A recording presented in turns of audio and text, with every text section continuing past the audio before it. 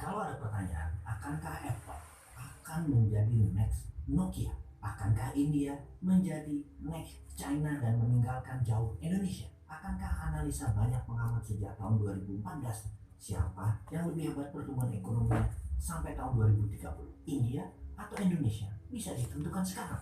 Pertanyaan berikutnya, apa itu Bilderberg Group? Apakah mereka yang sesungguhnya mengendalikan New World Order? Lalu pertanyaan, apa buktinya Amerika ekonominya terburuk saat ini dalam 30 tahun terakhir dan akan membuat dunia menjadi depresi?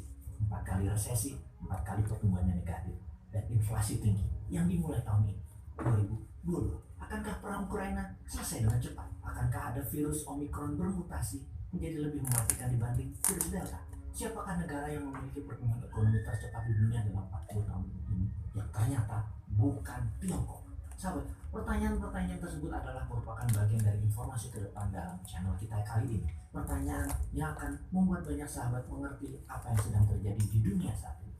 Informasi di media Bosman tidak menggunakan informasi dari media barat pro Amerika Sekutu dan NATO. Propaganda mereka tidak akan ada tempat di sini. Walau media di tanah air semuanya berkiblat ke barat, media kita adalah media resilient, media penyeimbang informasi barat, tidak termakan propaganda barat, pastinya juga anti pada propaganda Tiongkok.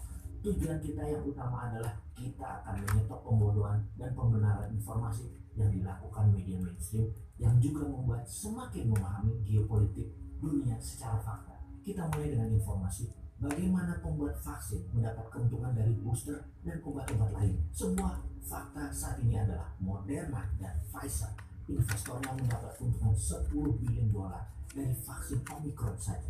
Bayangkan, dalam waktu sekejap, hanya dalam 6 bulan di akhir tahun 2021 hingga awal semester pertama 2022, 100 negara terpapar Omicron dan total 10 juta orang terpapar Omicron. Dunia berharap pandemi berakhir di tahun 2022 ini dan sepertinya kita harus mengatakan rasanya tidak mungkin. Saya akan menjelaskan.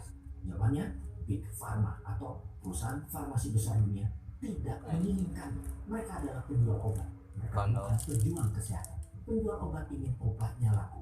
Pejuang kesehatan ingin masyarakat sembuh dan selalu sehat. Jadi virus Wuhan Corona ini merupakan golden rule. Setiap kemunculannya, setiap penyebarannya, setiap mutasinya adalah keuntungan bagi Big Pharma. Siapa yang paling diuntungkan? Siapa lagi kalau bukan Moderna dan Pfizer? Bernie Sanders, mantan calon presiden Amerika dari Partai Demokrat, berkali-kali mengatakan melalui tweetannya di Twitter, Moderna dan Pfizer, para investornya memperoleh keuntungan dari saham kedua perusahaan tersebut senilai 10 billion dolar hanya dari berita meningkatnya sebaran Omicron di akhir tahun 2021. Sudah saatnya perusahaan farmasi besar itu membagikan keuntungannya buat masyarakat dan mulailah mengontrol ketamakan kalian. Enough is enough. Apa maksud perkataan Bernie Sanders ini? Maksudnya adalah, bayangkan di tahun 2020 Moderna misalnya sahamnya adalah perusahaan yang merugi. Di tahun 2021 memperoleh 7 billion dolar keuntungan. Ini sangat masif, luar biasa. Beda lagi dengan Pfizer. Pfizer di tahun 2020 keuntungannya mencapai 8 billion dolar. Di akhir tahun 2021 Pfizer membukukan keuntungan 19 billion dolar, meningkat 124%. Kita rangkum sekali lagi. Di banyak negara, pemerintah, dokter, dan saintis ingin mencari cara untuk mengakhiri pandemi ini. Namun tidak bagi Big Pharma. Pfizer dan Moderna sibuk dengan memperbaiki model bisnis mereka. Dan agaknya kita harus bisa membaca ke arah mana Big Pharma membuat pandemi ini untuk tidak pernah berakhir. Kita mulai menghitung berapa biaya satu injeksi suntikan vaksin buatan Pfizer. Catatan dari Kementerian Kesehatan Inggris, biaya satu suntikan vaksin adalah 1 dolar. Dan berapa dijualnya? Hampir 30 dolar atau 3000%. Itulah biaya yang harus dibayar oleh banyak pemerintahan di dunia ini. Bagaimana dengan Moderna? Sama, satu dos, satu injeksi sekitar 30 sampai 40 dolar, dan ini adalah biaya yang dibayarkan oleh pemerintah Afrika Selatan dari data kami. Namun Big Pharma punya argumen di mana mereka mengeluarkan biaya jutaan dolar, bahkan billion untuk research dan development, dan itu sudah tahunan lamanya. Namun itu bullshitnya mereka. Ingat, Moderna dan Pfizer keduanya mendapat insentif dari pemerintah Amerika. Moderna mendapatkan biaya 2,8 billion dolar dari uang pajak negara Amerika. APBN itu istilah Amerika adalah tax money. Pfizer juga sama, memperoleh 2 billion dolar dari pemerintah Amerika.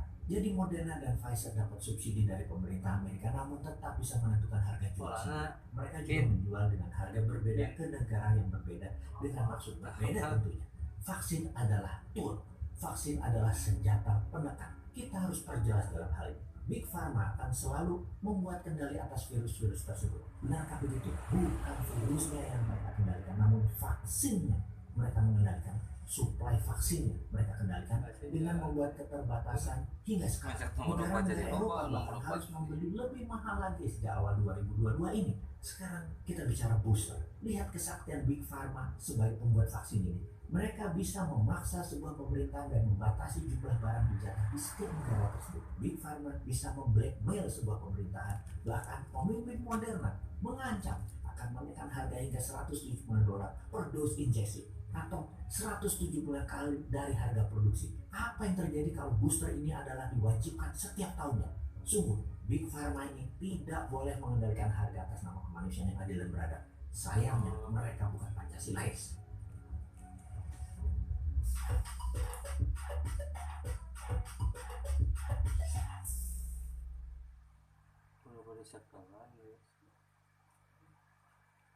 Baru, Nestle Goodness Kurma. Seimbangkan nutrisi harianmu selama bulan Ramadan.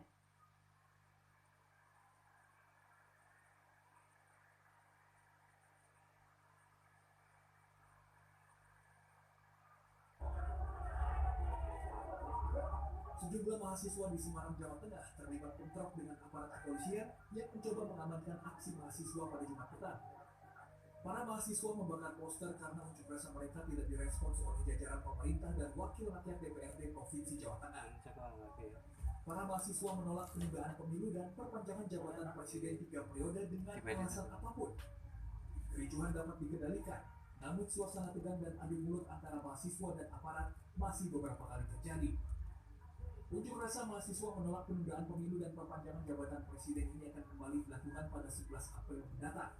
Rencananya akan dilakukan serentak di sejumlah wilayah di Indonesia. Masih di Jawa Tengah, aksi unjuk rasa mahasiswa menolak perpanjangan jabatan presiden 3 periode juga terjadi di Banyumas pada Jumat sore. Selain menolak perpanjangan presiden 3 periode, dalam unjuk rasa ini para mahasiswa juga menyatakan menolak kenaikan harga BBM serta menuntut penurunan harga minyak goreng.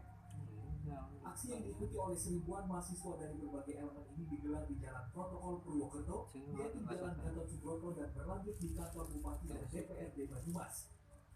Setelah menggelar orasi hampir 1 jam, perwakilan mahasiswa ini membubarkan diri usai diterima oleh Bupati Banyumas. Tak hanya di Jawa Tengah, aksi unjuk rasa dengan tuntutan bersama juga terjadi di Jawa Barat pada Jumat sore. Ratusan massa gabungan dari berbagai organisasi mahasiswa di Tasikmalaya masuk ke gedung DPRD Kota Tasikmalaya dan menduduki ruang paripurna. Kericuhan terjadi ketika massa aksi yang berusaha mengejar ketua DPRD Tasikmalaya dihalangi aparat kepolisian. Selain menduduki gedung dewan, massa juga membakar ban dan sejumlah fasilitas gedung serta memblokir jalan hingga akses masuk kendaraan ke Kota Tasikmalaya sempat tertutup. Setelah hampir 3 jam menduduki gedung dewan, massa aksi pun membubarkan diri. Masih di Jawa Barat, aksi unjuk rasa mahasiswa juga terjadi di Bogor pada Jumat sore. Kericuhan unjuk rasa yang berlangsung di depan Istana Bogor terjadi setelah massa terlibat saling dorong dan baku hantam dengan petugas Dalmas. Bentrokan dapat diredam setelah sejumlah orang yang dianggap provokator ditangkap. Mahasiswa membubarkan diri setelah perwakilan staf Istana Kepresidenan datang menemui mereka. Rencananya aksi serentak Aliansi Mahasiswa Indonesia akan terus digulirkan hingga 3 hari ke depan.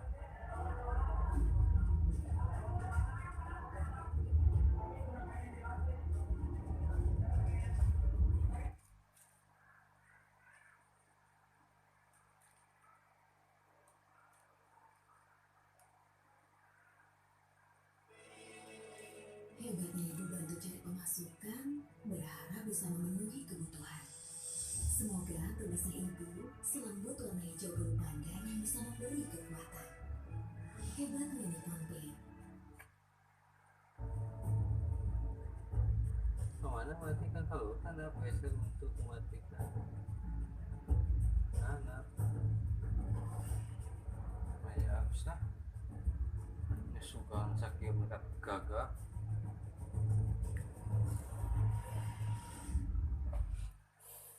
Dan saudara, untuk membahas soal proses penundaan pemilu, kita sudah bersama dengan Adiana Pitu.